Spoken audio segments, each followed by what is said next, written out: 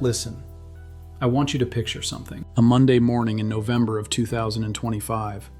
A kitchen table in a craftsman house in Portland, Oregon. His name is Thomas. He is 63 years old. He retired 14 months ago after 28 years as a senior project manager for a regional engineering firm. He is organized, detail-oriented, and financially disciplined. He has a traditional IRA with $720,000 in it. He has a taxable brokerage account at Vanguard with $240,000. He has a high-yield savings account with $95,000 earning 4.7% annually. He has Social Security waiting at 67 or 70. He is planning to delay to 70 for the maximum benefit. He has Medicare enrollment coming in 22 months when he turns 65. Thomas did everything that felt right about retirement. He maxed the IRA. He saved the brokerage. He built the cash cushion. He is now in the 2-year gap between retirement and Medicare, living on the taxable accounts and small IRA distributions, letting the larger accounts compound. Thomas has never heard of IRMAA in any meaningful planning context. His financial planner mentioned it once in 2022 at an annual review meeting in the context of high earners. Thomas was still working at the time and earning $310,000 per year. His MAGI was well above the IRMAA thresholds. His planner said something about Medicare premiums going up for high earners. Thomas filed it under "Not my problem yet." It is now his problem. In 22 months, Thomas enrolls in Medicare. His 2026 Medicare premiums will be based on his 2024 modified adjusted gross income. His 2024 MAGI, the year he retired, includes his final partial year salary of $210,000 from January through September, his severance payment of $45,000, the accelerated vesting on restricted stock units that settled at separation of $38,000, and his investment income from the taxable accounts. His 2024 total MAGI is approximately $305,000. Thomas is in the 5th IRMAA tier for 2026 Medicare premiums.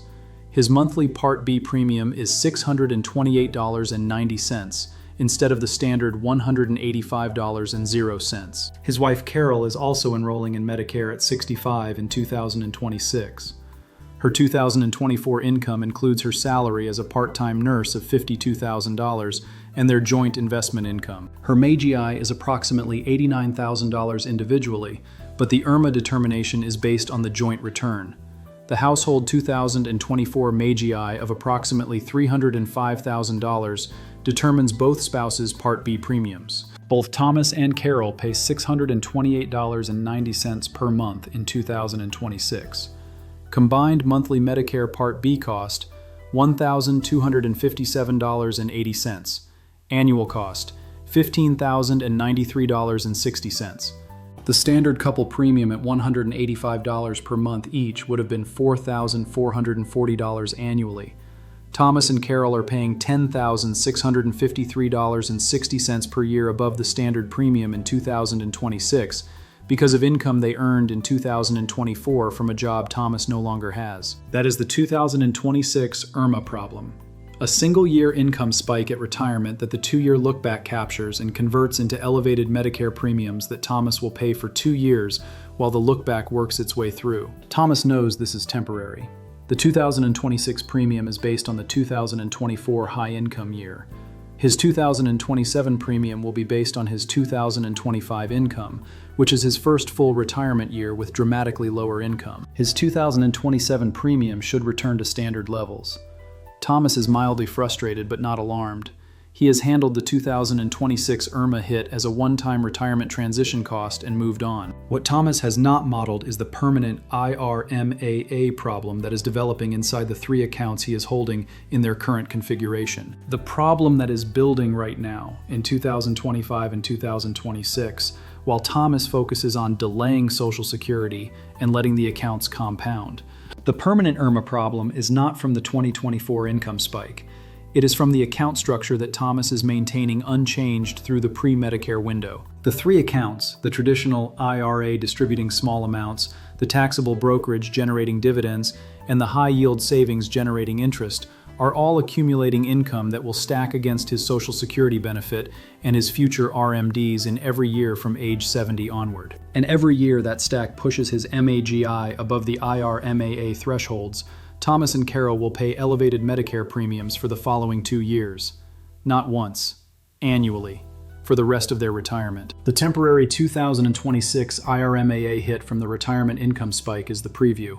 The permanent IRMAA problem from unmanaged account structure is the feature. And the 2-year window between Thomas's retirement and Medicare enrollment is the only window available to change the account structure before the permanent interaction is locked in. That is what we are covering today.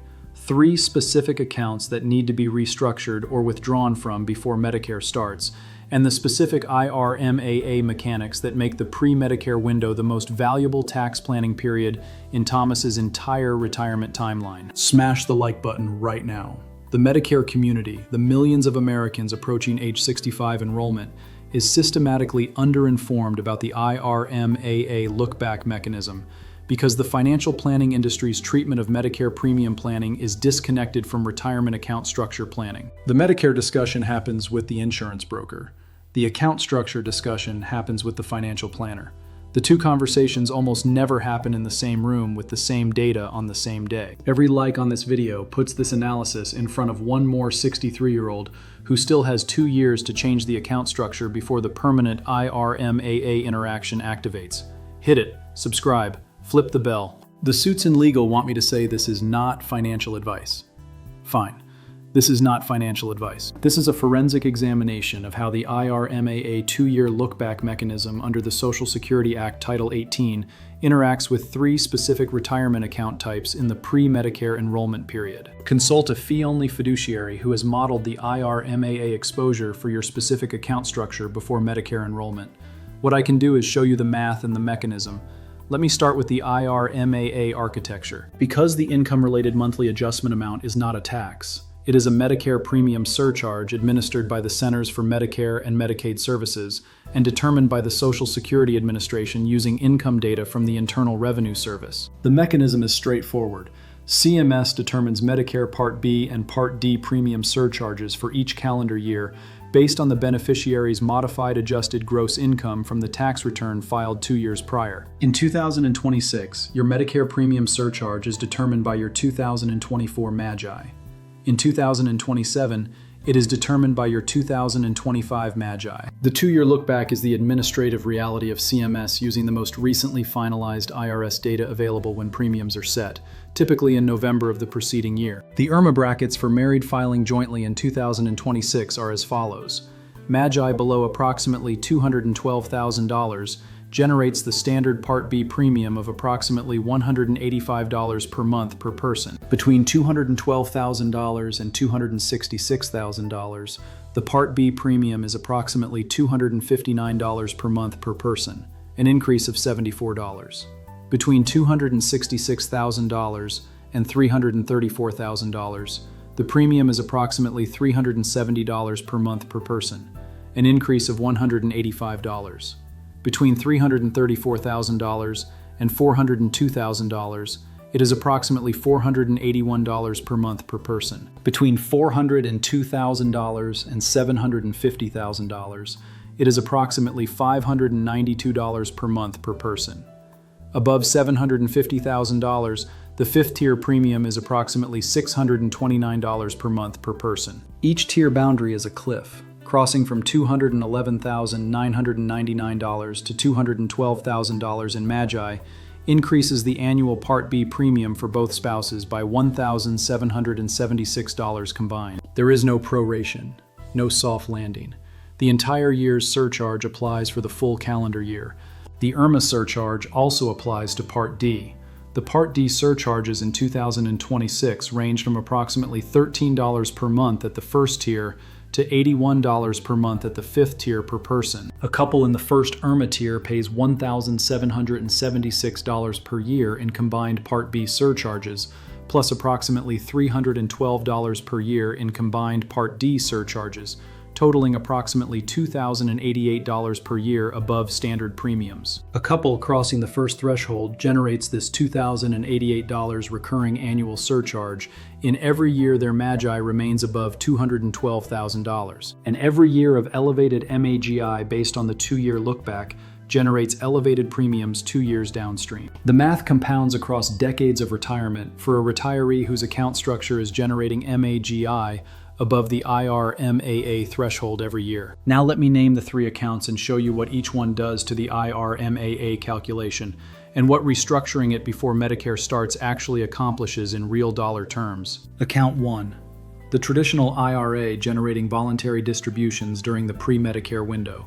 Thomas is taking $28,000 per year from the traditional IRA during the pre-Medicare gap years to supplement his other income sources. Those $28,000 distributions are ordinary income.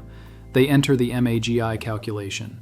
They contribute to the IRMAA threshold comparison. In isolation, $28,000 of IRA distributions on top of Thomas's other retirement income does not push his MAGI above the $212,000 first IRMAA threshold. His ongoing retirement income from investment dividends, savings interest, and the $28,000 IRA distribution is approximately $58,000 per year during the pre-Medicare years, well below the IRMAA threshold. But here is the compounding problem that develops after age 70. Thomas delays Social Security to 70.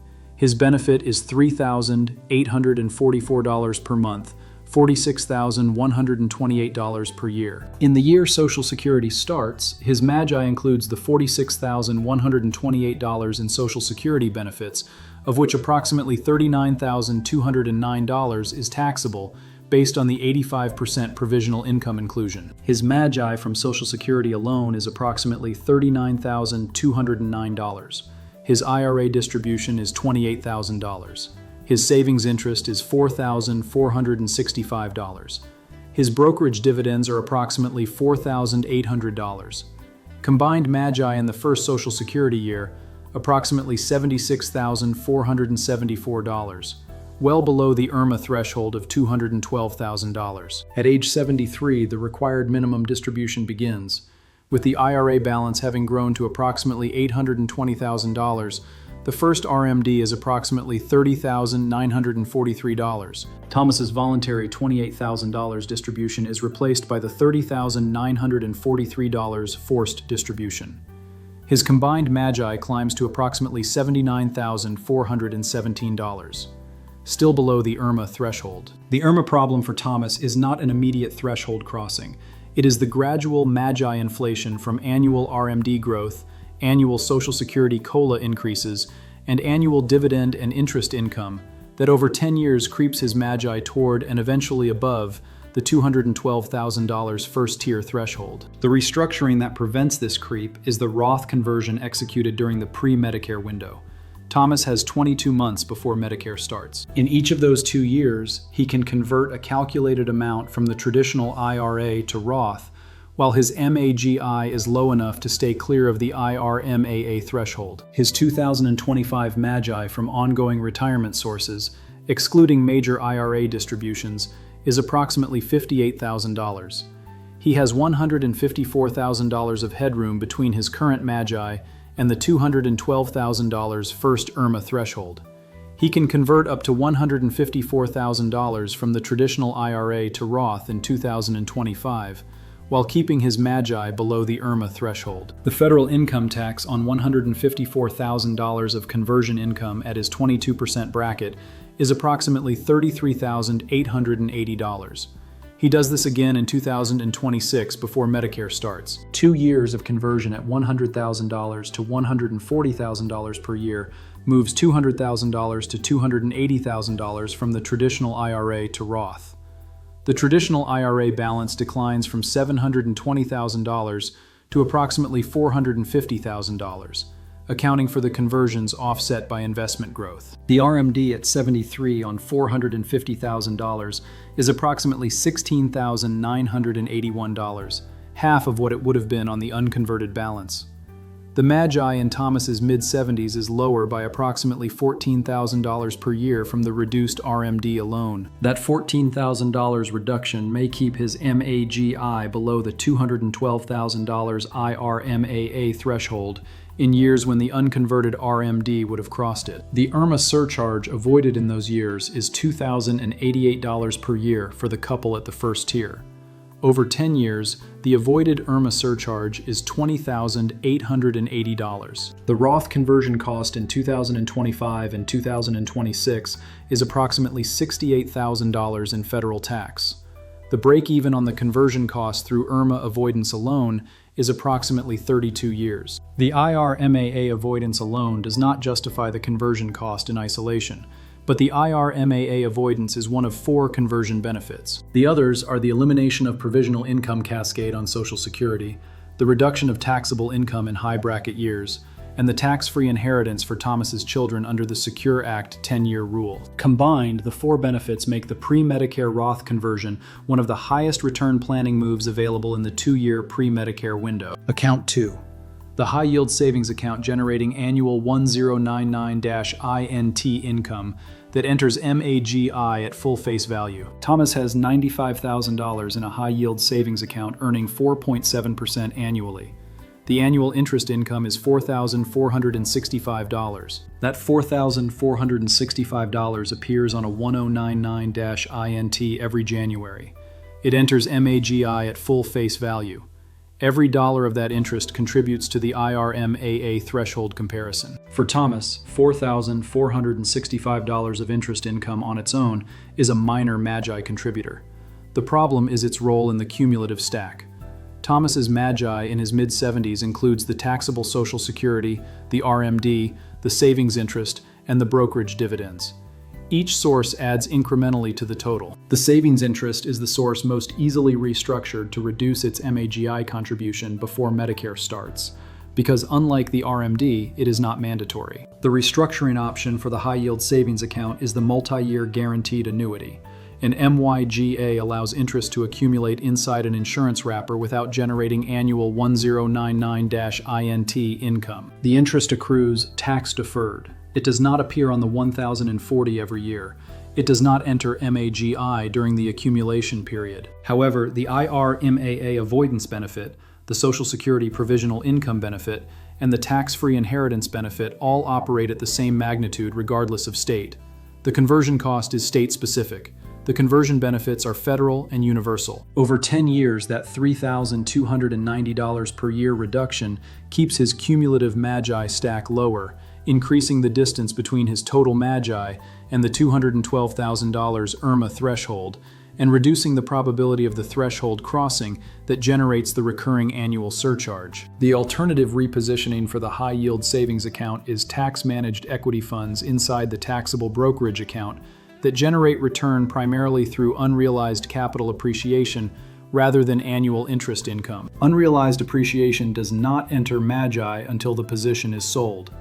Moving $70,000 from the high-yield savings account into low-dividend equity funds eliminates the $3,290 in annual 1099-INT income and replaces it with unrealized appreciation that Thomas controls when to realize. He can choose to realize gains in years when his MAGI is below the IRMAA threshold, recognizing the gain at potentially the 0% federal long-term capital gains rate if his taxable income is below $94,050 for married filing jointly. Tell me in the comments right now. Tell me how many months you have before Medicare enrollment. Tell me your approximate MAGI from ongoing retirement sources excluding any one-time income events. Tell me the balance and yield on your savings account or CD portfolio. Tell me your state. Drop the numbers, I read every single one. We calculate the IRMAA distance and the pre-Medicare restructuring window together. Account 3. The taxable brokerage account generating qualified dividends and capital gains distributions that enter MAGI and contribute to the IRMAA threshold comparison. Thomas has $240,000 at Vanguard in a mix of index funds and individual equity positions. The blended dividend yield is approximately 2% annually, generating $4,800 in dividend income per year. Those dividends are qualified dividends taxed at the 15% preferential rate directly, but they enter the MAGI calculation and contribute to the IRMAA threshold comparison at full face value. For Thomas specifically, $4,800 of annual dividend income is a minor MAGI contributor that in isolation does not threaten the IRMAA threshold. But like the savings interest, it is part of the cumulative stack. In the cumulative stack in the mid-70s, the taxable Social Security plus the RMD plus the dividends plus the savings interest is what determines whether Thomas stays below or crosses the $212,000 IRMAA threshold in each year of Medicare enrollment. The fix for the brokerage dividend income before Medicare starts is the same repositioning strategy described for the savings interest, moving the highest dividend yield positions in the taxable account into total return equity positions that generate appreciation rather than annual income reduces the annual MAGI contribution from the account without eliminating the investment return. The repositioning generates capital gains on the sold positions if they have embedded appreciation. Those gains are taxable in the year of the repositioning.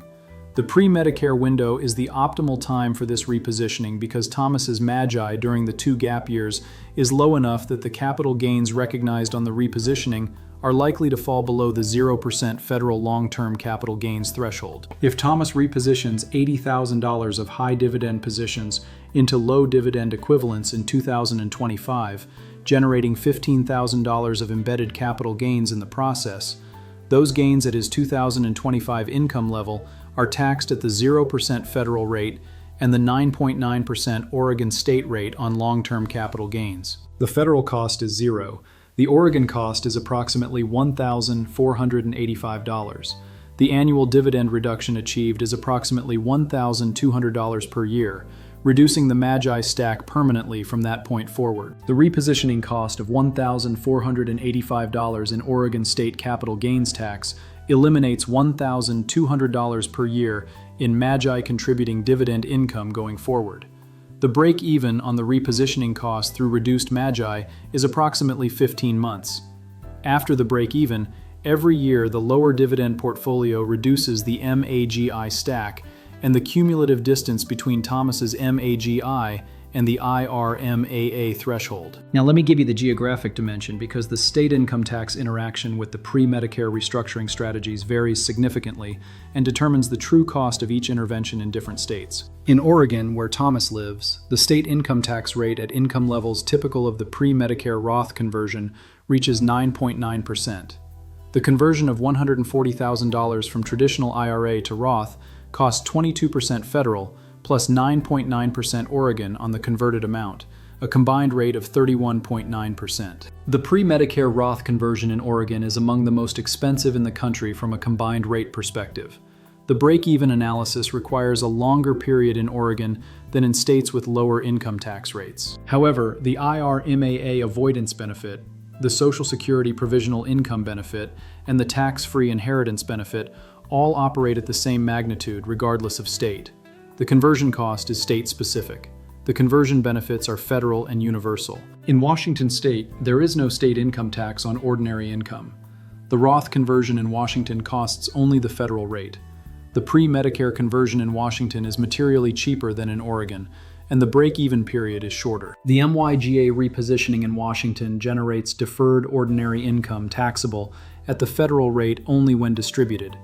Washington is one of the more favorable states for executing the 3-account pre-Medicare restructuring strategy. In California, the state income tax on Roth conversions reaches 9.3% at income levels comparable to Thomas's conversion amounts. The combined federal and state rate on the conversion is 31.3%. California also taxes long-term capital gains as ordinary income at state rates, meaning the brokerage repositioning that generates embedded gains is more expensive in California than in states with preferential capital gains treatment. The California pre-Medicare restructuring is the most expensive version of the strategy, but also the version where IRMAA avoidance carries the most benefit, because California's high-income profile increases the probability that future MAGI creep reaches IRMAA thresholds that would not be crossed in lower-income states. In Florida, no state income tax applies. The pre-Medicare Roth conversion costs federal rate only. The MYGA repositioning generates deferred income taxable at federal rates only. The brokerage repositioning generates capital gains taxable at the 0% federal rate if income is below the threshold and no Florida state rate. Florida is the most cost-efficient state for executing all 3 pre-Medicare account restructuring strategies. Now let me give you the 5-step action sequence. What Thomas is doing in the 22 months before Medicare enrollment to restructure the 3 accounts and reduce the permanent IRMAA exposure that would otherwise compound through his 70s and 80s. Step 1. Calculate the current MAGI from ongoing retirement sources, excluding any one-time income events. For Thomas in 2025, that is investment dividends, savings interest, and modest IRA distributions. Compare that MAGI to the $212,000 first IRMAA threshold for married filing jointly. Calculate the distance between the current MAGI and the threshold. That distance is the annual MAGI headroom available for Roth conversions and other actions without crossing the first tier. Step 2. Calculate the projected MAGI in the year Social Security starts and in the peak RMD years. Project the IRA balance forward to RMD age. Calculate the first RMD. Add the taxable Social Security, the savings interest, and the brokerage dividends to the RMD. Compare the projected total to the IRMAA threshold. If the projected total in the peak RMD years crosses $212,000, quantify the annual IRMAA surcharge the household would pay in those years. That annual surcharge is the recurring cost of not converting during the pre-Medicare window. Step 3. Execute the Roth conversion in each pre-Medicare year up to the IRMAA safe conversion limit. The IRMAA safe limit is the distance between the current MAGI and the $212,000 threshold. In Thomas's case, with a 2025 MAGI of approximately $58,000 from ongoing sources, the IRMAA safe conversion limit is approximately $154,000. He does not need to convert the full $154,000 in 2025. A controlled conversion of $80,000 to $100,000 in each of the two pre-Medicare years moves $160,000 to $200,000 from the traditional IRA to Roth before Medicare starts. Step 4. Reposition the high-yield savings account into an MYGA before the Medicare enrollment date. Contact 2 to 3 MYGA providers for rate and term quotes. Select a 3 to 5 year MYGA that credits a competitive rate and provides access to accumulated interest at the end of the term without surrender penalties. Execute the repositioning before December 31st of the pre-Medicare year to ensure the current year's interest income reduction appears on the first full Medicare premium determination year's MAGI. Step 5. Reposition the highest dividend yield positions in the taxable brokerage account into total return equivalents before the Medicare enrollment date.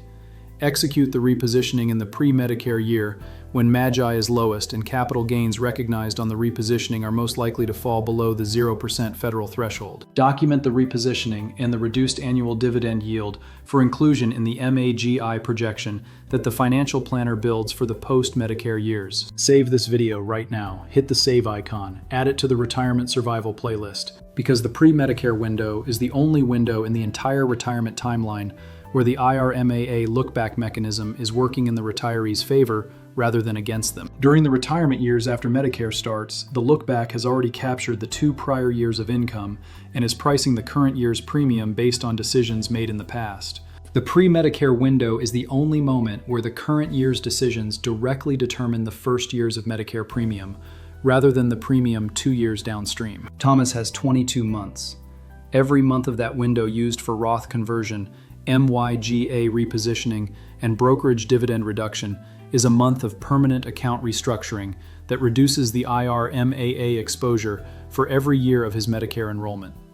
Every month of inaction is a month of opportunity cost that compounds in the form of higher annual premiums from the mid-70s onward. The standard Medicare Part B premium is $185 per month. The standard couple's annual premium is $4,440. The IRMAA surcharge at the first tier adds $2,088 per year. At the second tier, $5,340 per year. At the third tier, $8,592 per year. Those surcharges are recurring. They fire every year the 2-year look-back captures AMAGI above the threshold. Subscribe if you have not. Flip the bell.